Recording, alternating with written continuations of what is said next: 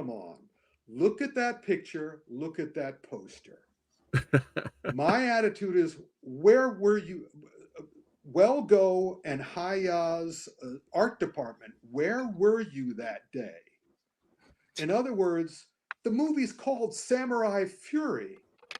And by the looks of that poster, it should have been called Samurai Ennui.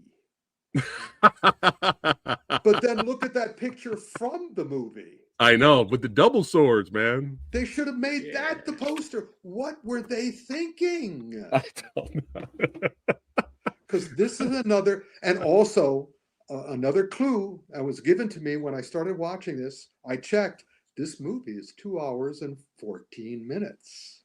And I went, buddies, come on, too long. But wait a minute, it's Japanese. So the Japanese, they've earned their length because the samurai are different than the kung fu guys and all the rest Kurosawa, of it. yeah. And also, they're doing what they're doing now, and what Welgo and Haya is buying now is the Japanese one, which seem to be variations on old classics. In other words, in the days of Kurosawa and Zatoichi and Baby Cart, the movies were of a different kind. And now, especially the samurai of Kurosawa, where all the samurais were noble and glorious and not wrong.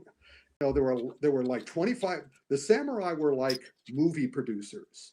25% were brilliant, 75% were venal backstabbers, literally and figuratively. So here they're making movies about the samurai who were flawed and not perfect. Yeah, there you go, Entertainment Headquarters, HQ. Yeah, baby. So this was Yu Erie, who made Memoirs of a Murderer and my favorite movie, Ninja Girl. And he made this, and this was his, I'm going to do what I want to do. And as such, it's very interesting. But for the most part, it's a solid samurai film. And there's less and less those being made. It felt like a kind of a summer blockbuster vibe. Take on a real horrible event. It's like, let's make a summer blockbuster version of this. And you nailed it with the yin and the yang, because there's moments in here where it's serious and it's just like you want to just kill the bad guys.